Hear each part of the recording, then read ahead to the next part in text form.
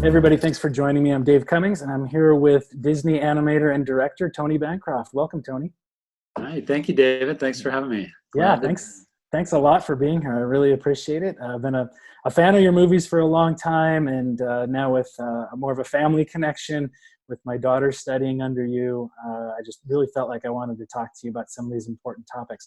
But before we get into some of the other things that I really want to talk about today, I do have one question from a fan, a local young lady here in San Diego where I live. Her name is Emma, and Emma's a rising ninth grader, and she wants to be an animator. And so when Emma heard that I was going to be interviewing you, she said, "Oh, would you please ask Tony, what things would you recommend that she does now that'll prepare her for a career in animation later? And how do you personally get past artist's block?" Ooh, two different questions. The first one, these are both great questions. And the first one I would say, animation, drawing in general, artistry, any kind of artwork and creativity is just like sports. You have to practice to get better at it. So just like you see Michael Jordan and how his routine for practicing to be one of the best when it comes to basketball, we as artists need to draw every day. So that's the first thing I would say to Emma is make sure you're drawing all the time. Make sure you're exploring color and design. And it starts by just looking at the world itself and drawing things that you see. Your little brother, your little sister, your dog, your cat, and then ultimately go to the zoo and draw other kinds of animals and keep developing as an artist by challenging yourself constantly. And then the second question, what was the second question again? It was how do you get around artist's block? How do you get past it if you feel stuck?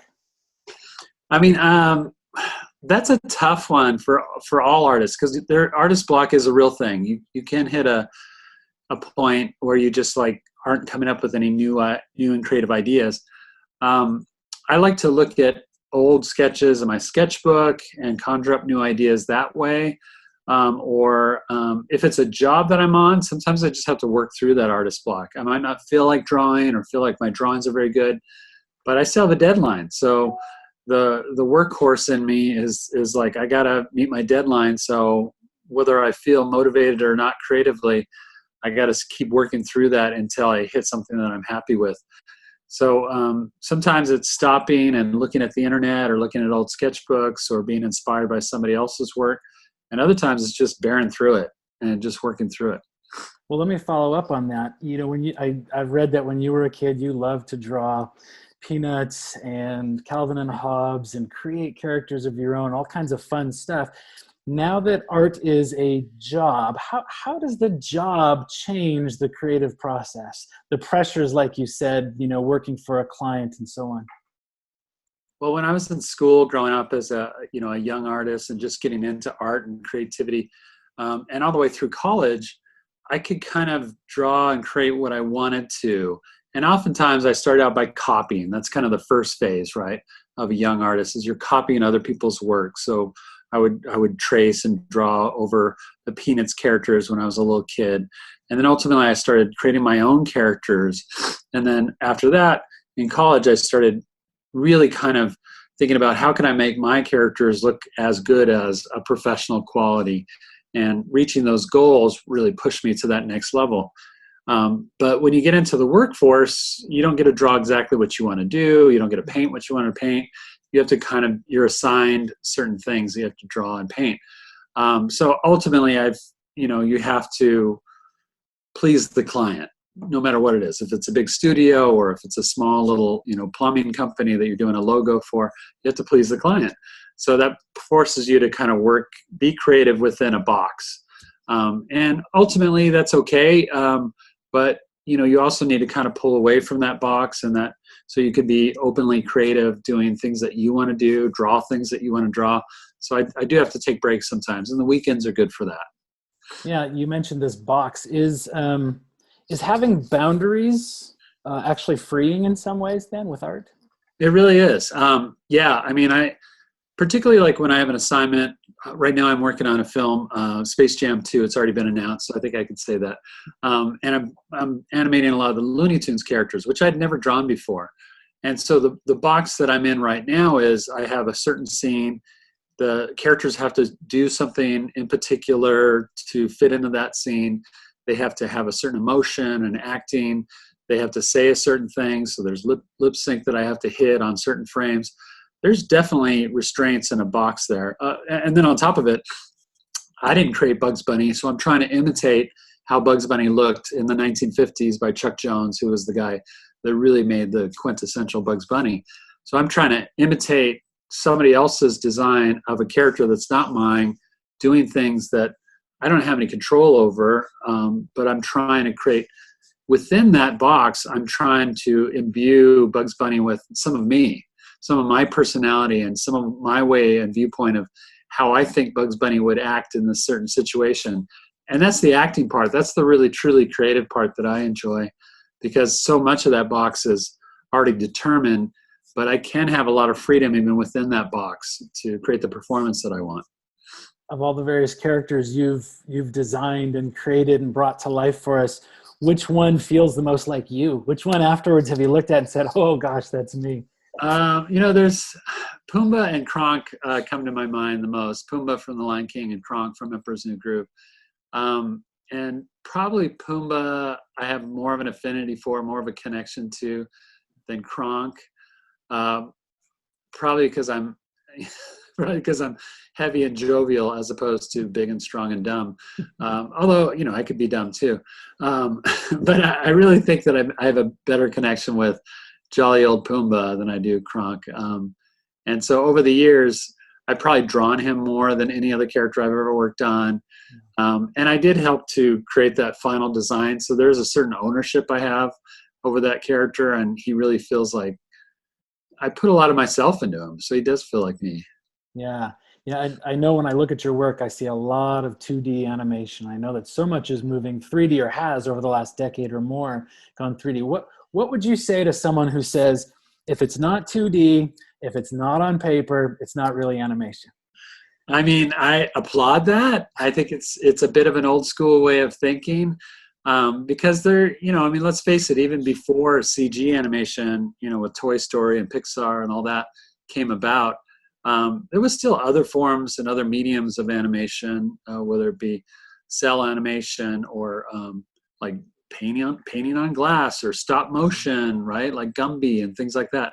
Those things were around and existed before CG. CG has just added another level of animation medium to everything. And I don't know, I kind of applaud all of it. I love animation in general so much that I think they can all coexist.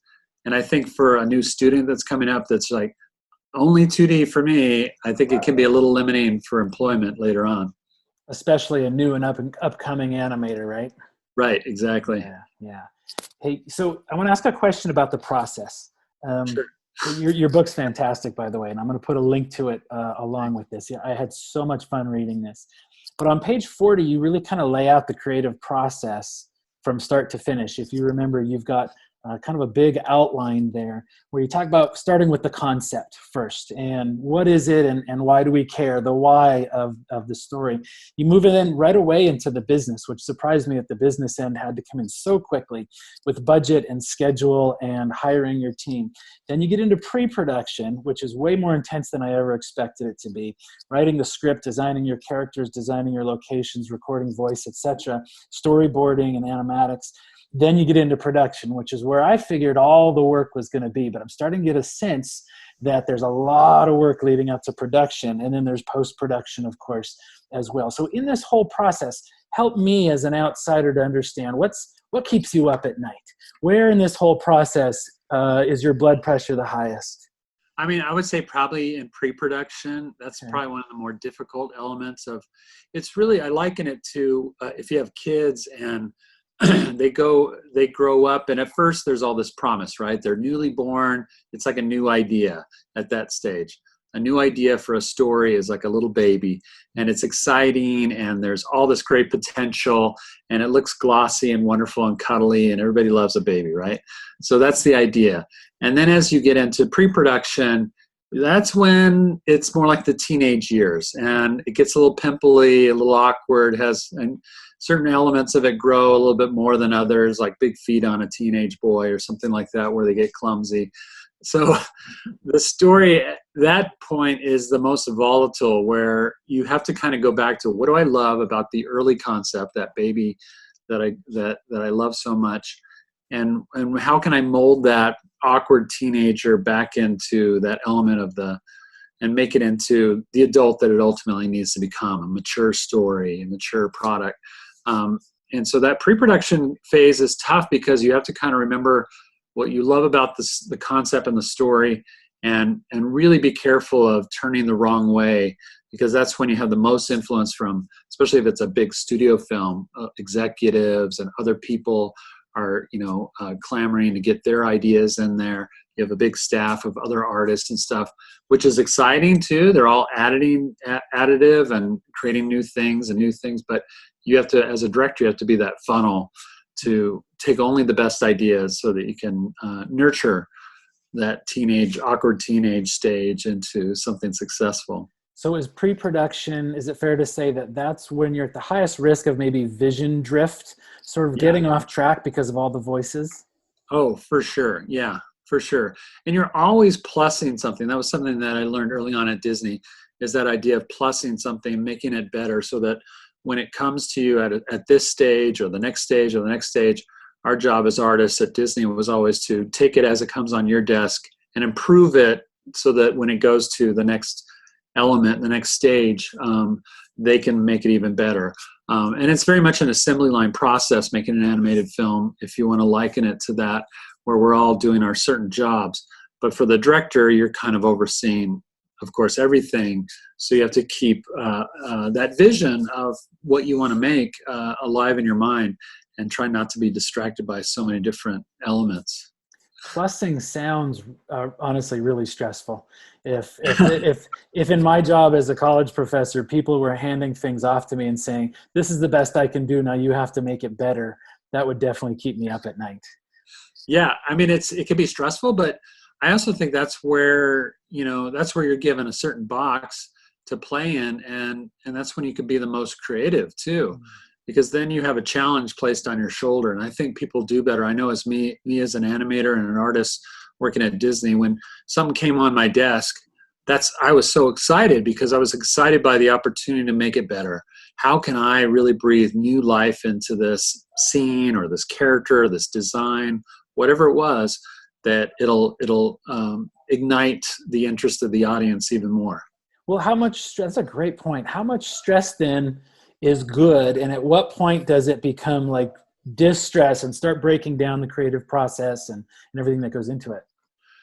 I think it's when you feel like you have too many things, even too many good things can be stressful. I remember times when on Lion King, we were behind the gun on the schedule, and I started having a stack of scenes, and they were all scenes that I was really excited about. Any individual scene, it was like, Pumbaa saying, "She's gonna eat me," or it was, Pumbaa singing Hakuna Matata with Timon, or different elements from the movie, all out of order, but they're all sitting on my desk. I can't wait to get to them. But it was the stack of them, and the constant executives coming by my desk that were saying, "Okay, we need you to get this one done by this Friday. The next one is next Friday. The one after that is Tuesday."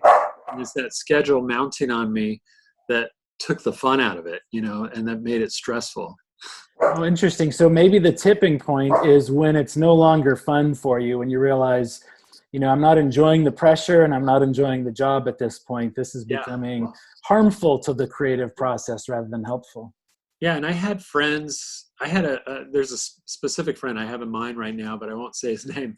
When I was working at Disney, that folded under that pressure. He started to produce scenes that were not of the quality standard that was expected of a Disney animator. And because of that, he got demoted. He was given a character. He had a great opportunity on The Lion King, I'm thinking of specifically. And unfortunately, he folded under the pressure of expectations, and he didn't feel like he could meet those expectations anymore. And therefore, the executives, the bosses above us, had to make a choice to take him out of that situation. Yeah, that's interesting. Do you think that the resilience that's needed to be able to perform at your best under these high pressure situations is it inborn? Is it sort of this God-given quality, or can you learn it over time? Oh, absolutely. I mean, I'm not a big sports fan, but I do think of Michael Jordan and his pursuit of excellence that is so obvious. And he had this work ethic that he had to develop over time. I think there's a certain amount of gifting that we're given by the Lord. And I've always felt that gifting. And some of that is, a mental freedom to be able to go to a place and not feel the stresses. That could be a real gifting, I think. And then others is like things about, just having a sense of, I got to get this done, and I will at no cost, no expense, I will get this done. And I think that is something that can be taught also, and that work ethic can be taught and developed. But I think there is some element of gifting in that too that's helpful. In the beginning, we started with a question from Emma as an rising ninth grader. And your advice for her was to draw, right? Just work on the craft. How much should a growing artist in animation or another field be giving to also building, say, personal resilience and coping skills and developing their gifts that are outside of the actual arts, communication skills, interpersonal skills? How important is that for an artist? I mean, it's huge. It really is. And in any industry, it should be a real paramount factor in being a good employee and working well with others. But it's something that's not discussed enough, I think, in the creative arts, because we tend to think of creativity as a singular thing too much.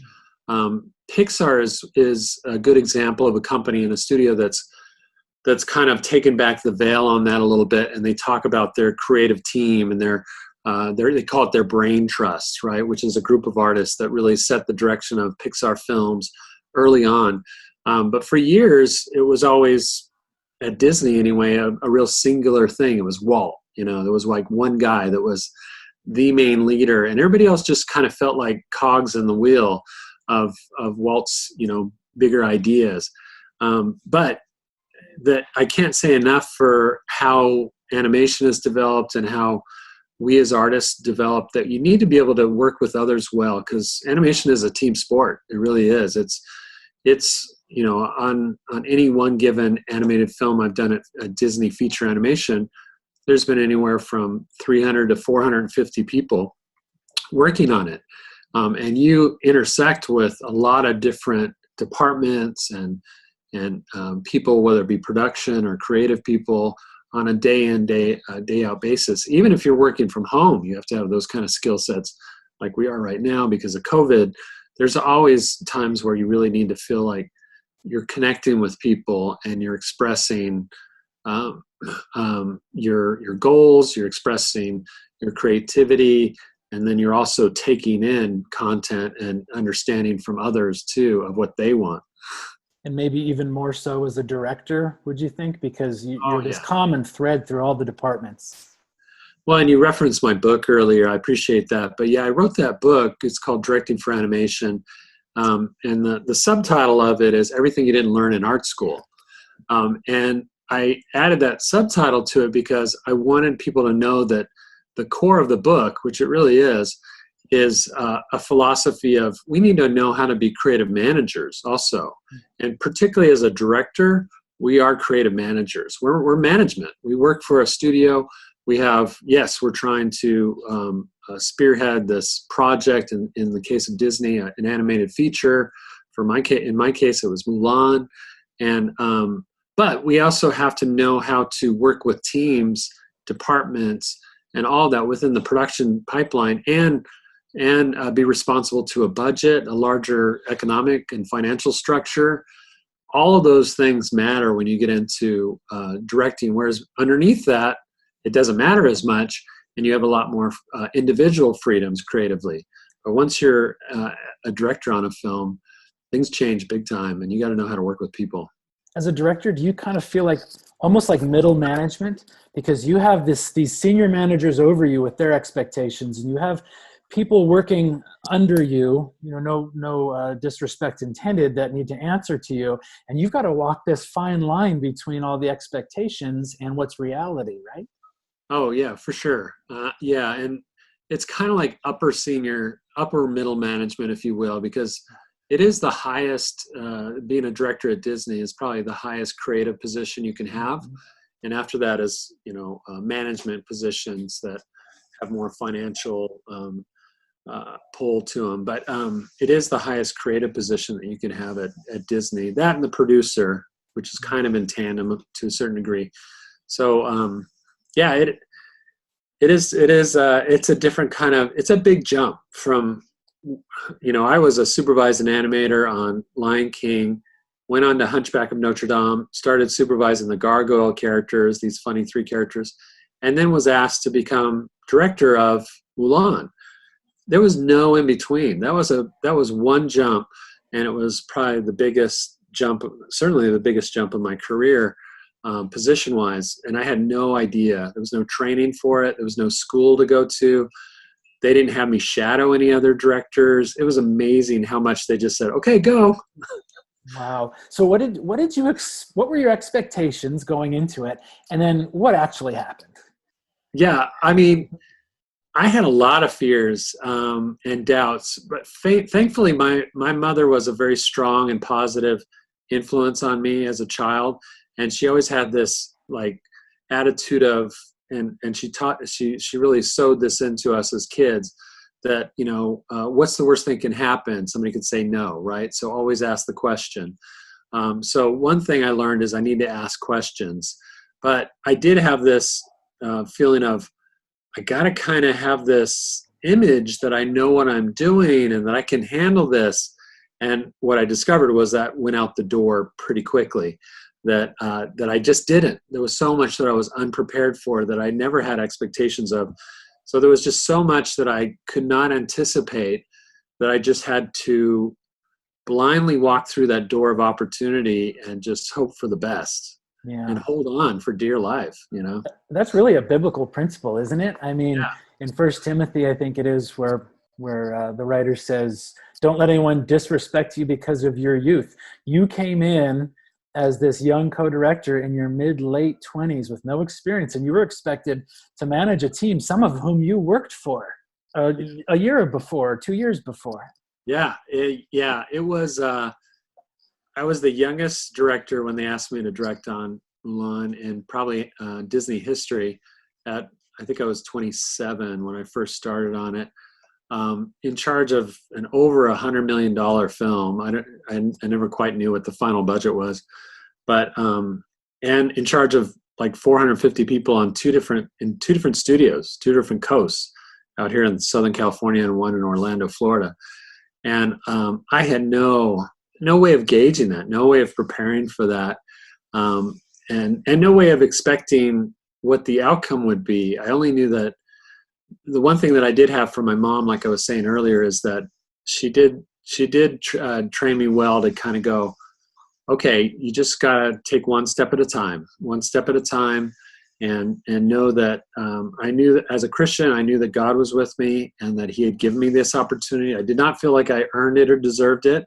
So I did feel like it was something that God bestowed upon me, and I was just going to kind of ride that Bronco horse as long as I could. That was my feeling about it. Yeah. Yeah. Was there ever a point during Mulan in particular where you had enough self-doubt where you thought, I might not be able to finish this? They may have to replace me. I'm just floundering. I never wanted to be replaced, but there was a point where I thought I might be replaced for sure. There was a lot of scrutiny on me at a certain point through mid-production on Mulan, where my co-director and I were not seeing things eye to eye, and we were not getting along, and it was starting to inhibit the film's progress. It was not good, and I saw it, he saw it, our producer saw it, and we tried to address it individually. I always kind of thought, well, he's the one that should change, because I felt confident about being right about what I was pursuing and pushing as my agendas, but he felt the same way. He felt like I needed to back off and let him have his way. And it is one of the most difficult things about being a director at Disney. Oftentimes there's two, and you co-direct because it's such a large team. Like I said, 400 people, 450, that you have to kind of separate and, put out fires and be creative individually and then come together on the important things like story and editorial and things and recording voices and some other things like that. But we'd separate into different departments and then come together on main things.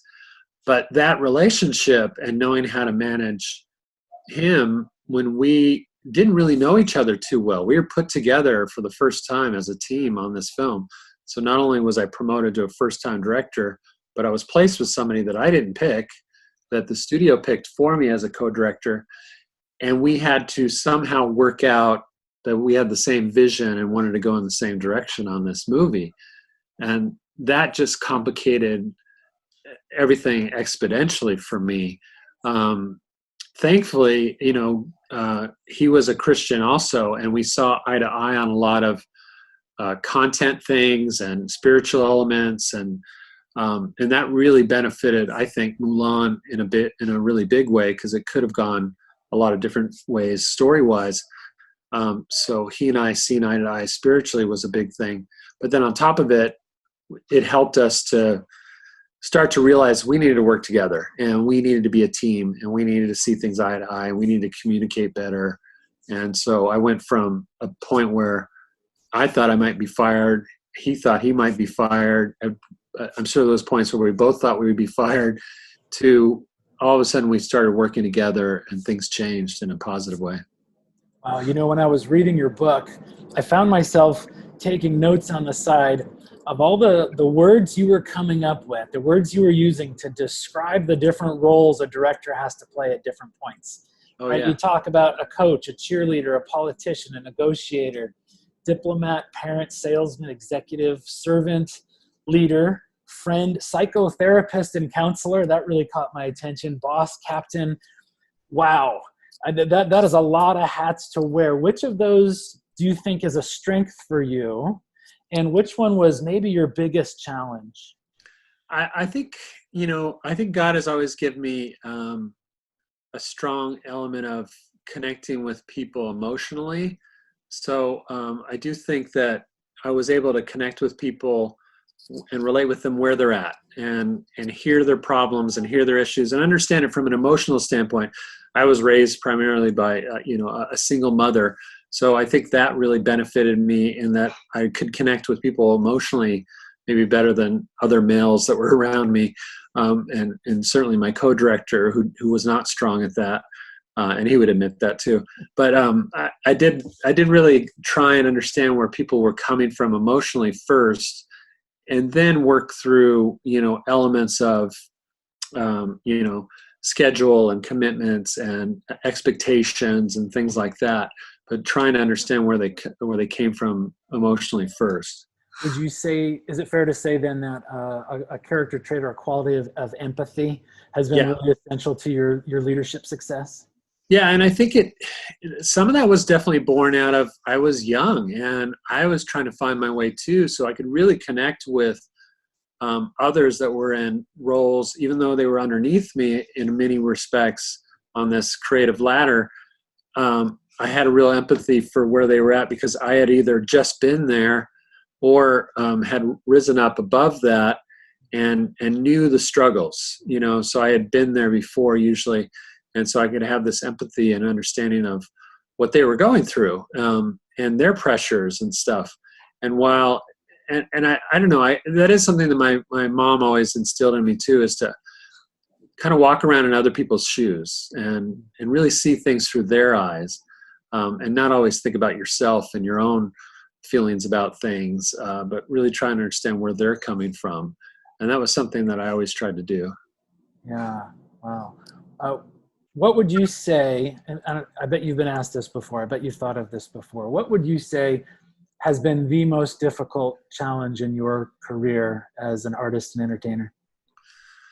Oh man, I mean, challenges come with the business, I feel like, but and those are the things that I think they're just so monumental, because I think I always feel like I have more challenges in life than I do successes.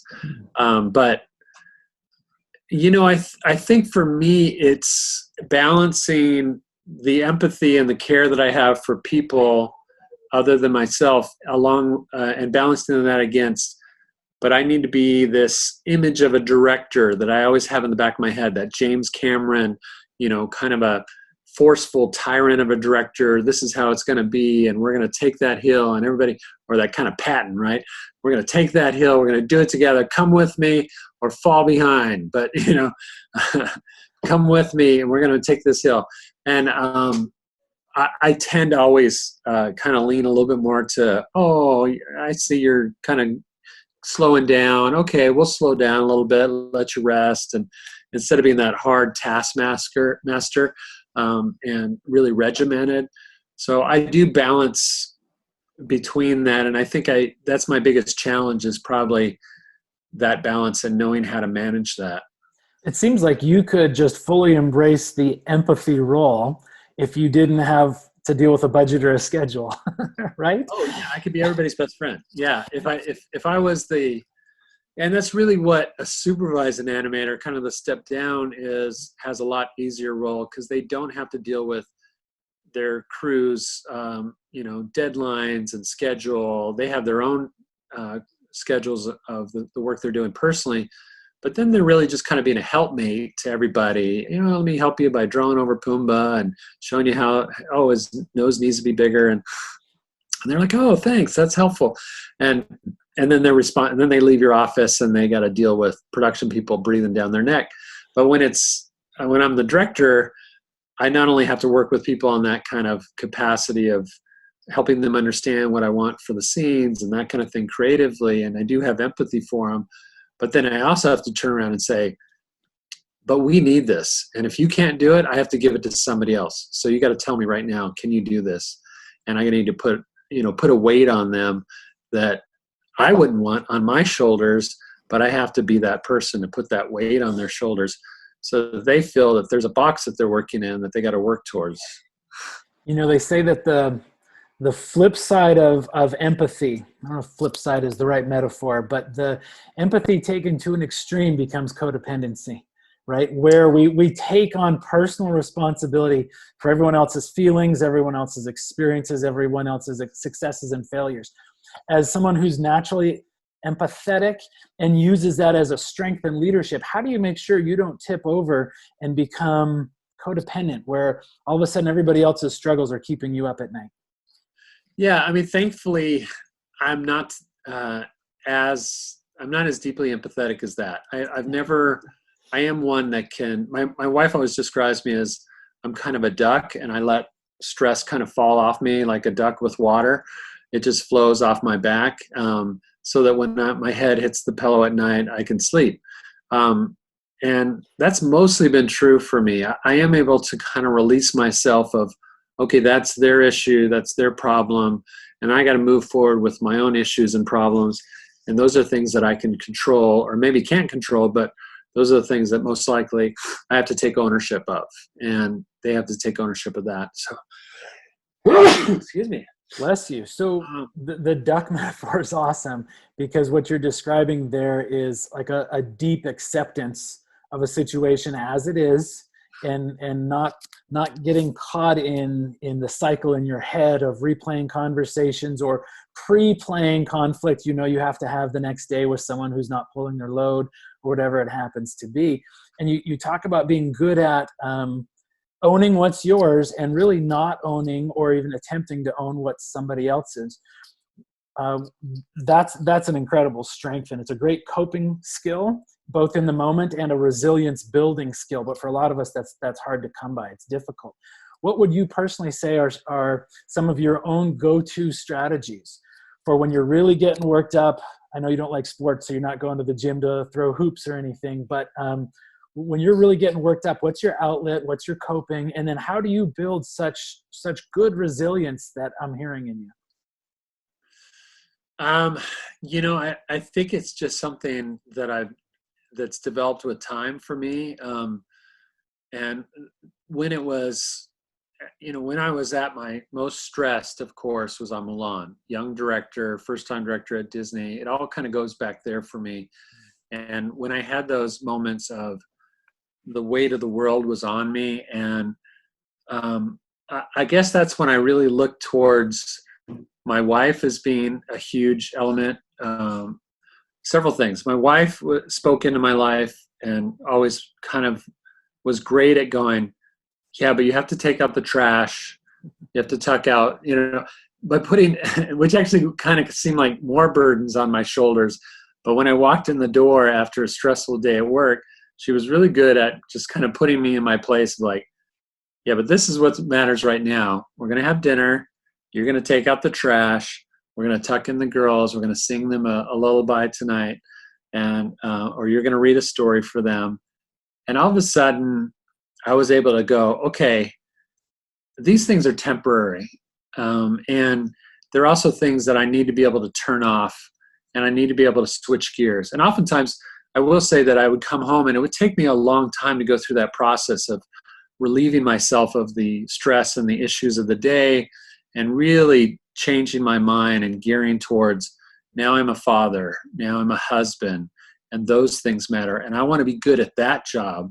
I want to be in God's word, and I want that to soothe me and be that salve that I need. And so reading God's word, and sometimes it was singing to myself or even out loud hymns from the Bible, or hymns from church, and just being caught up in that and going and just remembering what it was to be a new Christian and a believer and loving Jesus, and just going, okay, ultimately what I am is a father, a husband, and a servant of God. And not necessarily in that order, but ultimately those were the things that were the most important to me.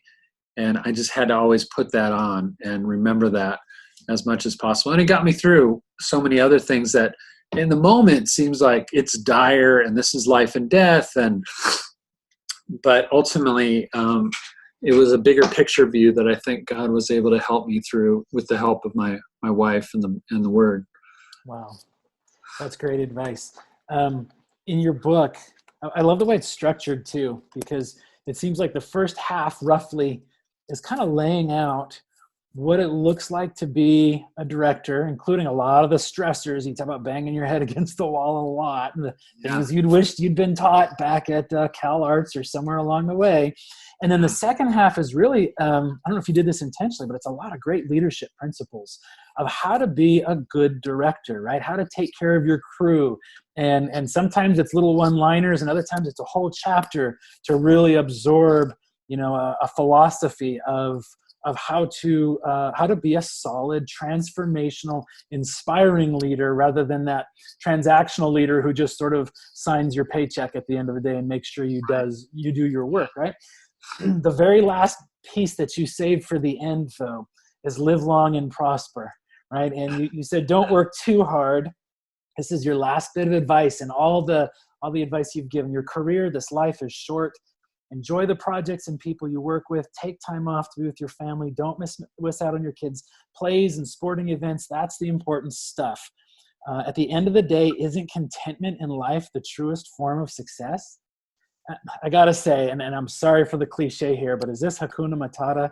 Is that what this is here? And is that really what it comes down to? Really finding a way to take the serious things seriously and let other things be as minor as they actually are? Because I think, it goes back to this philosophy that I have of, I think we all take things too seriously in life. And I've always loved humor because of that. I've always loved, in God's word, I love the humorous moments in it too, because I even see, even from a universal level, that God had a sense of humor, and then he saw things as pure joy. And I think there's so many times that we don't think about just being grateful, just being happy, just having and displaying joy in our lives. And that can come from the most simple thing, in your day. That could come from, just discovering I don't know, a butterfly outside of your window, and stopping for a moment and contemplating that beauty of that creation. And we just, particularly in Hollywood, we get too caught up in ourselves, and there's a lot of ego, and there's a lot about, this wouldn't happen if it wasn't for me, and I'm going to make sure that this happens and that I get the credit for it, and I need to be paid more because of this and that, and in comparison to this person, I'm doing a much better job. And I don't know, there was a time at Disney when I went through a lot of that, and I had to pull myself away from that and go, this isn't what it's about. It's not about the positions and the money and the credit and the fame and anything like that. It really needs to be about something more than that. And it needs to be about, what are the basics that make me happy, and where do I find joy? And that's usually in family and God, the Word, just little things, even a happy song, whatever. Yeah, that's pretty amazing. In your book, you talk a lot about, like we just said, both skills and attitudes that make for a successful directing career. Everything from not micromanaging, right? That's got to be a huge one for keeping the stress off you. Trust in your crew, serving your team. Especially, I really like the section on gut instinct, because in today's culture, we talk a lot about evidence-based leadership. And as someone who works in biomedical sciences, I see the importance of that, making decisions based on evidence, not based on gut instinct. But in the world of art and leadership and human relations and empathy, where does gut instinct fit in? Well, I think we're all, born with an innate feeling of truth, right? And I think that's where, and many people will say, well, that's opinion. Truth and opinion are you can't disconnect them, because, one person's truth is another person's truth is another person's truth. And I do get that, and I understand that, but I do think that there's certain universal truths that we have. And when I think about specifically animation and creating a story, there are certain truths that we know and that we connect with universally.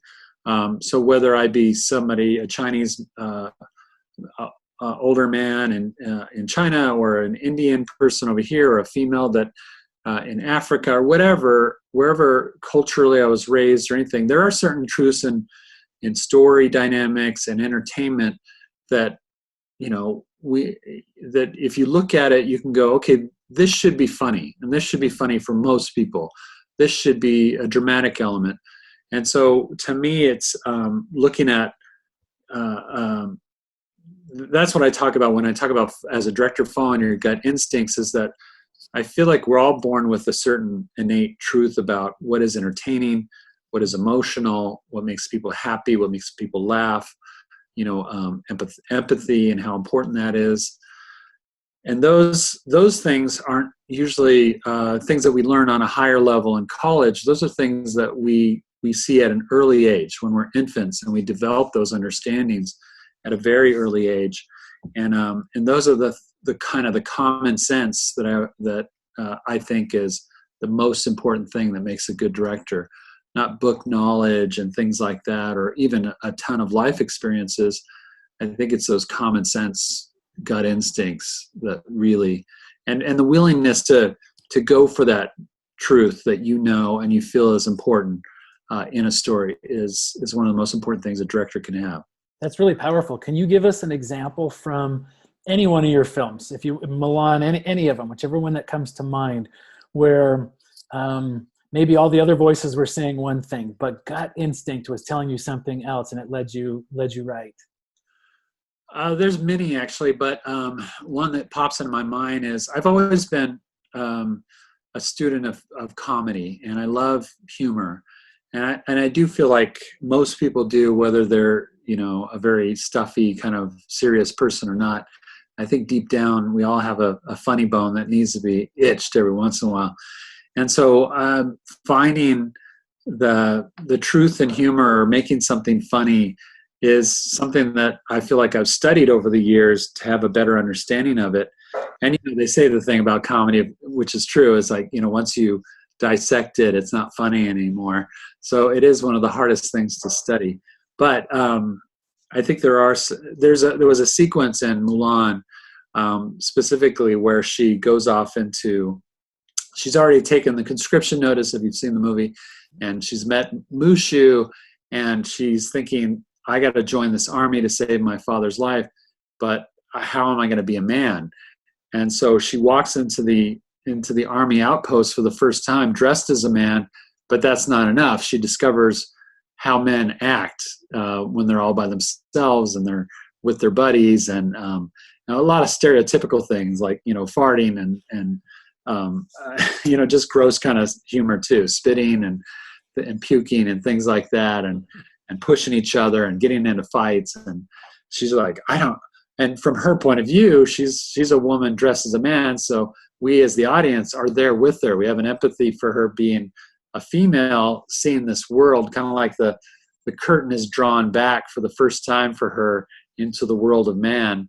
And you could play that scene seriously, and it could be intimidating and kind of scary and frightening, or you could play it in a comical way. And my thing was always, this has got to be really funny. This should be in contrast to everything we saw before that, because right before that we had a very impactful emotional sequence where she takes the conscription notice and rides off, and her father wakes up and her mother, and they're concerned for her life. She's going to surely die. And now she's going into almost, 5 minutes later, she's going into a sequence that is completely funny and raucous kind of humor and kind of gross and all that kind of boy kind of stuff. And to me, we needed to go full bore into that. Now, not everybody, including my co-director, believed in that direction. And that was something that I had to follow my own instincts for, because I knew that was going to be valuable. And I think that the audience needed that balance of something serious that we came out of, and now let's give them a sense of relief and fun as she goes into the army. Yeah. And that tone change was really impactful in the movie. How had it been written in the script, and how had it been storyboarded leading up to that point? Well, I think that's where, my influence came very early on that as a director, because it was in the script pages that we had those discussions, and it was early on. So by the time, it was pretty humorous, and we just kept, my thing was, let's keep plussing it. Let's keep adding to this. So it did get humorous in the script. And then when we went to the storyboard, we pushed it even more. And then when we got to animation, we pushed it even more. Like, how long and I remember being at meetings where we discussed it, but Mulan spits at some point trying to be all macho. And then she's got like a dangler, and we're like, well, how long should it just dangle there, the spit from her mouth? And, what's the funniest amount before it breaks, or it's not realistic. So, each level, all the way down to animation and even color, you're making choices for how much to push that, and where do you kind of pull back, and what are the boundaries there of the humor, and how do we push it even farther? So it starts very early on when we're talking about tone and setting that up, but it's how you carry it through, and how far do you keep pushing it. As a director, could you sense times during this long multi-year process when people just needed to laugh, your workers, your animators, and everybody else, things were just too tense and people were just too snippy with each other? And what did you do? How do you step in and change that vibe when things start going south a little bit? Well, that's where you kind of got to go, we're all in this together, and let's celebrate milestones, right?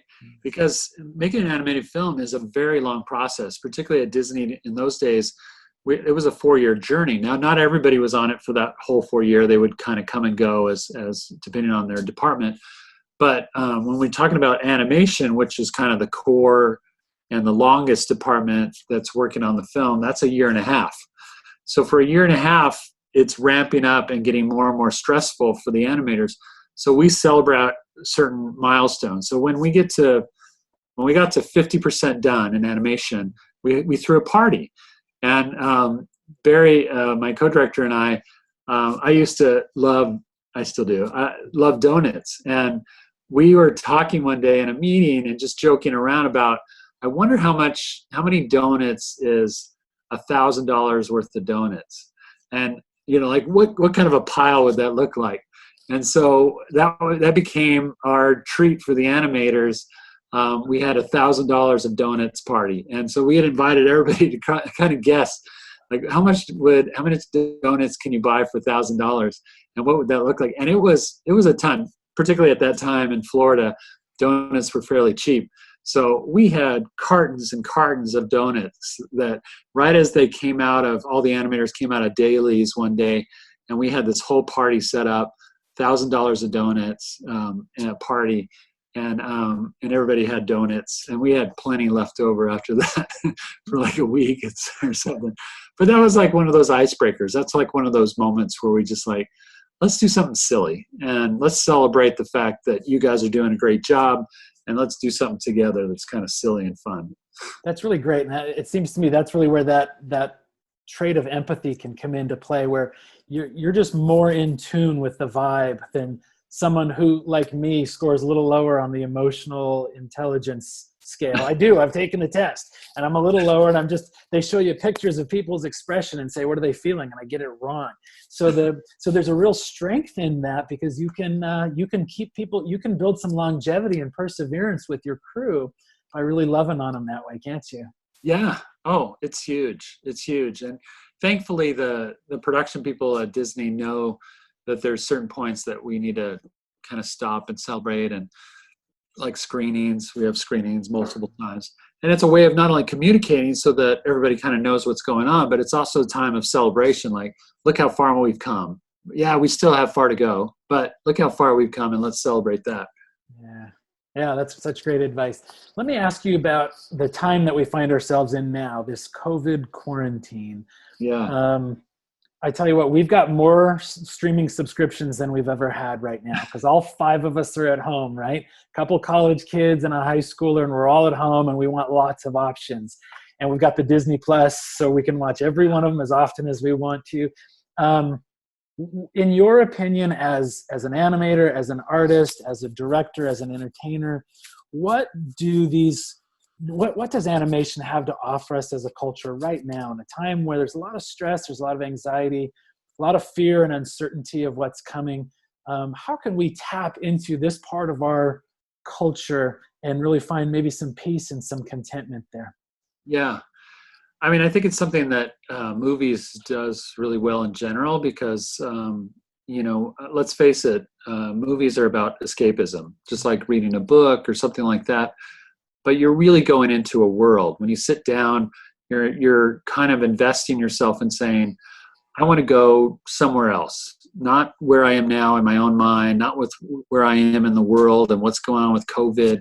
I just want to sit down and follow somebody else's story, and follow a hero and on their journey, and go into a new world and see them solve something and have a happy ending. I mean, let's face it, happy endings are popular for a reason, because we want to go on that journey, escape with the character, and then also see that it worked out well, because that soothes us. That makes us feel good when we go home or when we go to bed that night. And so I've always been one that likes the commercial movie, and animation tends to go that way. It tends to be even more so a commercial film, in that it's made for a universal market that likes that happy ending. So all my movies that I've ever worked on always had that 3-act structure, but always ended with that happy ending and the lesson learned that the character gets from it. So in that way, it feels edifying for the viewer. Not only did they go on this journey, but they also kind of learn something with the character. That's the best kind of movies. They learn something with the character, feel like they grew a little bit because of the story that they just enjoyed, and they felt good about it on the other side of it. And therefore it makes them feel good too.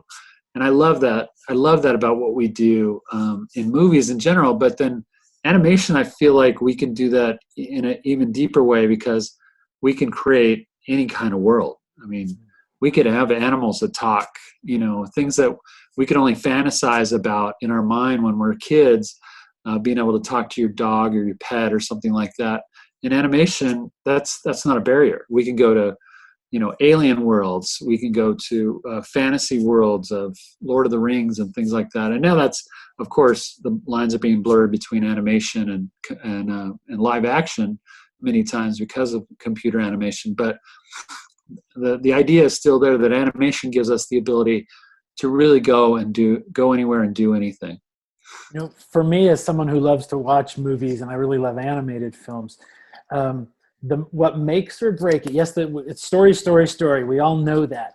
But a great story with characters that I can't relate to, where there's no connection for me, I forget about them in 24 hours.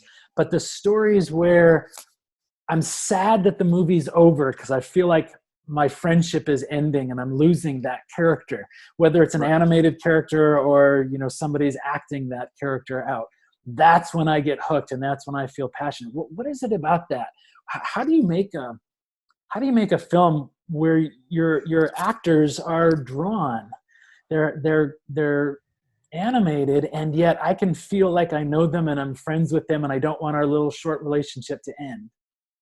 Well, there's a lot of complex elements to it, but the basics is really comes from starting with a story and a script that people can connect to, people can relate with. It has to be unique enough that it's a new story and it's a new journey for the audience member, something that they wouldn't expect or not know where the twists and turns are, certainly, but it also has to revolve around characters that you can be empathetic with and relate to. And often, let's face it, there's certain structures in place that we see in a lot of different versions of stories, right? And there's a lot of themes too that we see in different kinds of movies. But to revolve an animated story around a character that you like and that you have empathy for means that you'll want to go on that journey with them. And then if you can connect that story to a theme, which is kind of the lesson learned that we all kind of need and feel like we feel growth from, then it gives us more of a feeling of we saw that character change, and that means that change is possible in my life too, and that it's not always going to be bad for me, just like it wasn't always bad for that character. And animation does that really well in a capsulated way. We spend a lot of time playing with devices and elements in the story structure and characters, really digging deep into them so that they do feel real to you, that there is a believability. And we talk about believability, and I've started talking to even just my students about that, how necessary that believability is. You create worlds with rules so that the audience can go into that world. They understand the rules of that world and of that character, even if it's animated, and then they invest a certain believability. Now, if you break those rules, then you lose the believability for the audience, and therefore they can't connect as well with the characters or the world itself. So there are certain rules that we start off with that the audience has to kind of sit down and agree to by just viewing it, and by them sticking with it, they kind of sign off on, I'm okay with this taking place on a foreign planet, or I'm okay with this being about a bunny that's talking. But as long as that bunny doesn't start now, acting like a real bunny, unless that's part of the story dynamic. But I accept them for where they are now, and until I get more information, that's where my head is at. So yeah, you have to just always be thinking about not losing your audience too. You talk about one of the main values of films right now, feature-length films, is the escape. And I think for me, and maybe for others like me, the more I can connect with the characters, the deeper and more complete that escape is. I really can immerse myself, and I feel like I know that person, even if that person is hopping around like a bunny. Yeah. And there's so many great examples of that in Disney history. They've created a canon full of stories that are deep, that are heartfelt, that pull at your heartstrings, that have a believability, that have characters that you can invest in. And it's really it all started with Walt's premise of connecting with people through entertainment. Yeah. Wow. One last COVID question. We'll start to wrap things up. Is it possible that the animation industry could actually benefit more than other industries? Not trying to put a positive spin on this horrible thing we're all dealing with, in the sense that I know a lot of films are on hiatus right now. Everybody's excited to see the next Mandalorian series, but everything's paused because he would look silly with a mask on, right? So Right. in animation, because you have the possibility of working remotely from one another, is this industry really going to see a boost because of this shift in our culture? Yeah, I believe so. And certainly I've been reading articles about that in Daily Variety and some of the Hollywood trades. And right now, you're right that because of COVID, live action production is at a stopping point. TV production, anything with live actors on a stage, you just can't do that right now. And people are trying to figure out ways of coming out of that. But animation hasn't stopped. It's almost like we've been preparing for this in this industry forever, because everything had been turning digital over the years anyway, whether it be visual effects or post-production. It's all done on a computer. 2D animation, CG animation, it's all done on computers. So just that element means that we could transfer that work to being at home. And many times on many films anyway, there's artists that are working half weeks already, working sometimes at home and then going in for meetings and things like that in the office. Well, we've just taken the meeting element out and put it on Zoom calls, and so we can still connect and get expectations and schedules and everything and reviews done. But then the actual craft of what we do creatively is just done on Cintiqs and computers and in Photoshop and in different software programs that we've been using already. So it hasn't stopped. If anything, I think we've gotten busier during this time, because I see some studios that are greenlighting certain animated shows, TV shows or movies, because they can start on them. And they're like, we got to have something that's going to be coming out next year. And if it's not going to be this live action stuff, at least we can have some animation out there and not everything stops, So it has been, I'm busier now than I have been even last year, probably even through this COVID. I've been really busy, just Wow. continuing to work. That's really exciting. Okay, let me ask one last question. I want to end on kind of a fun note. And I didn't prepare you for this. I'm sorry, I probably should have. That's all right. Can you do any of your characters' voices? Yeah, I mean, I'm not a professional voice actor, but you listen to them so many times, you just can't help to imitate them after a while. So there's, Pumbaa always has this low, grovelly voice. Hakuna Matata, ain't no passing craze. So he kind of talks like that. And I then love Kronk, it. of course, who I just love, Patrick Warburton, who does his voice. But I know a lot of people try and do Patrick Warburton, but he's got kind of a lower kind of a in your chest kind of voice, like whispery. Oh yeah, the poison for Cusco. Poison chose especially to kill Cusco. That poison. So, and then That's there's fantastic. Stitch, which a lot of people can't do, but I think it's kind of easy. It's just, Ohana means family, and family means no one gets left behind. Tony Bancroft, on that note, I want to thank you so much. I want to wish you luck on Space Jam 2. And this has been great. I really appreciate your time. Nice talking to you, David. Thank you. Yeah, absolutely.